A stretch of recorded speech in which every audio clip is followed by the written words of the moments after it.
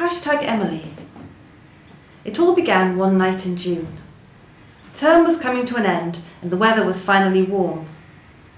Sarah had been to a party and was walking back to her room in Founders. The room next door to Sarah's had been empty for a couple of weeks. The previous occupant had left rather suddenly, and no one quite knew why. There had been rumours of hallucinations, strange voices in the night. But Sarah had also heard that she had money troubles, and this was the real reason. As Sarah passed the room, she noticed that the door was slightly open. This was odd. It was usually closed, and she had assumed that it was kept locked. She gave it a gentle push and stood in the doorway, confused. On the desk, a thin white candle burned. She stepped into the room. The floor was dusty and a couple of dead roses lay on the windowsill. She looked around for any evidence, other than the candle, of a person or people. There was nothing. What kind of idiot left a burning flame in an empty room? She blew it out and left through the door. As it closed behind her, she had the distinct, if ridiculous, sensation that somebody had followed her out. Back in her own room, she told herself that this was stupid, of course. She climbed into bed and checked her emails. There was a Twitter notification. You have a new follower. For someone Sarah didn't know, her name was Emily WD. Her Twitter profile showed a woman in fancy dress as a suffragette. Beneath it said, "The true militant suffragette is an epitome of the determination of women to possess their own souls." Perhaps she was one of the women at the party who'd cornered Sarah for daring to mention that she was on a diet. The party had been fun until she'd gone into the kitchen. She happened to say that she was following the new 5-day, 2-day fasting diet, and luckily today wasn't a fasting day, so she could have some crisps. This had led to a discussion about fasting and hunger. Somebody mentioned Maria Alakina of Pussy Riot, who had been on hunger strike for over a week in protest against her prison conditions. Sarah had known this, sort of. The conversation seemed to gather and grow, rolling from Pussy Riot to the courage of Malala, to female drivers in Saudi Arabia, to lads mags, Nick Ross's idiotic comments about rape victims, internet porn, should the next Doctor Who be a woman, and why there would soon not be a single woman from British history represented on our banknotes. It was too much. They might be important matters, but where were you even supposed to start? Sarah had once written a blog post about the stupidity of page 3 and got so many abusive anonymous comments in return that it didn't seem worth doing again.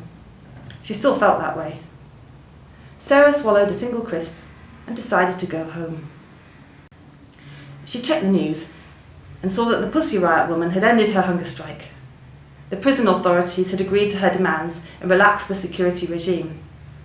Sarah wondered how far she would go if she had to. You can't know until you're tested.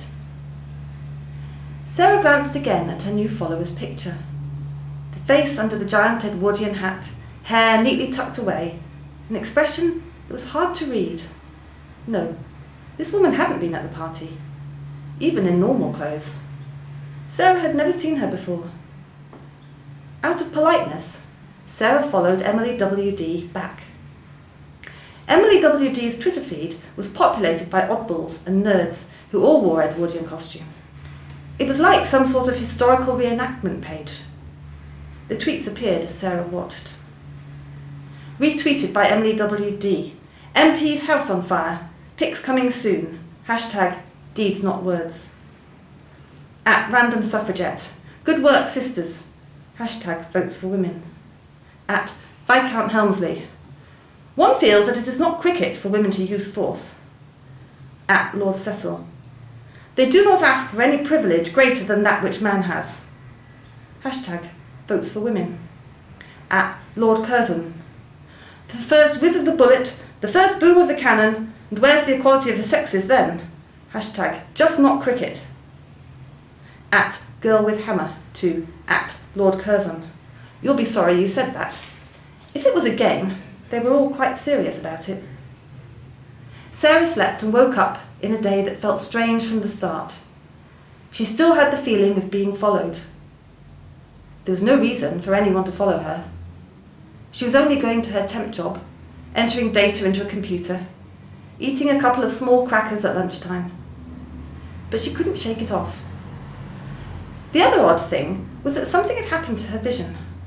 She kept seeing, out of the corner of her eye, a flash of light, which, for a moment, she'd think was a flame. But when she turned to see what was on fire, a litter bin, a pillar box, had gone. The pillar box reminded her of what she'd learned about the suffragettes at school, but she put the visions down to the surprise of seeing the candle burning the night before, or a side effect of the diet. Then, on her way home through Englefield Green, a huge house just to her left burst into flame. She jumped away, blinked, and was staring into the red evening sun. The house was fine. The slight smell of burning in the air must have been someone's barbecue. Emily W.D. was not on Twitter all day, but that night she sent out hundreds of tweets. One had a picture attached. Sarah clicked. A blurry black and white photo showed a burning mansion in Englefield Green, 2 women in long dresses cycling away from the scene. "Nobody hurt, owner out of country," tweeted Emily W.D. Hashtag deeds not words. Sarah wondered. She Googled and found that in 1913 suffragettes had indeed burnt down a mansion in Englefield Green. Emily W.D. had witnessed Sarah's vision, or Sarah was witnessing what Emily W.D. had known before. It was some sort of game. But who was Emily W.D.? Weird installation artist with vaguely psychic powers, or something more sinister? Sarah read Emily W.D.'s past tweets. She claimed to have been all over the place. In prison, the Houses of Parliament, Royal Holloway College. She had pictures of fires, women being manhandled by the police, and, which shocked her most, a woman in a prison cell with water pouring in and rising. On the 3rd day, Sarah borrowed A Vindication of the Rights of Women from the library and stopped at a cafe to read.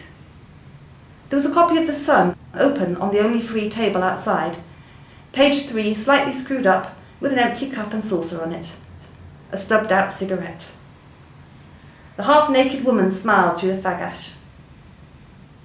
As Sarah stared at the newspaper, she noticed a small flame spreading round its edges. A gust of breeze made the whole thing catch fire. Sarah blinked to make the flames go away, but it was an actual fire. A waiter ran outside, set the fire extinguisher all over Sarah and the burning paper, and asked what on earth had happened. No more page 3, said Sarah. And she left, wishing she'd been able to have her coffee first, but also feeling quite pleased. On Emily W.D.'s Twitter feed that night was a photograph of a burning newspaper, and a woman that might be Sarah, though she couldn't really tell. She sent a tweet. At Sarah P. to at Emily W.D. Flattered by attention, but, what's going on? She pressed send and waited for it to show up on at Emily W.D.'s page, but it didn't. In the morning, it still wasn't there. There was just one exchange. At Mary Lee to at Emily W.D. You're in high spirits, Emily.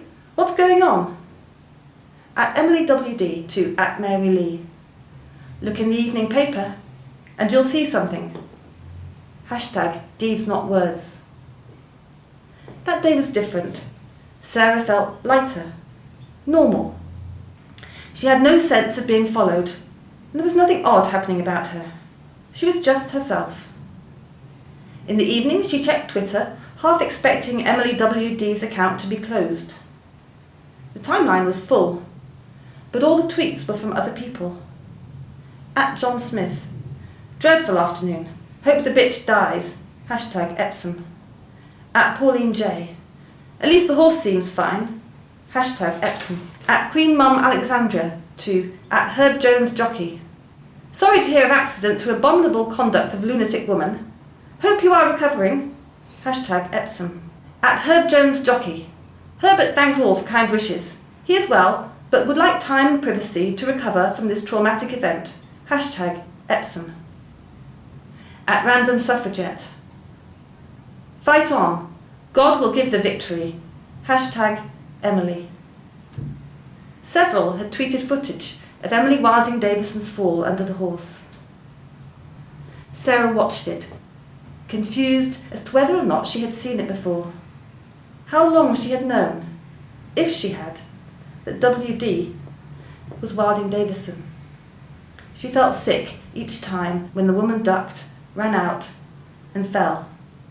But she watched, because she knew she had to. On June the 8th, exactly 100 years since Emily Wilding Davison's death, Emily WD's account disappeared. Sarah checked the room next door. It was unlocked. The candle was there, unlit, as she left it. Sarah took the candle, lit it, and put it in her window. She took a photograph and uploaded it. At Sarah P., campaigning for equality, until we are all in possession of our own souls. Hashtag deeds not words. Hashtag Emily.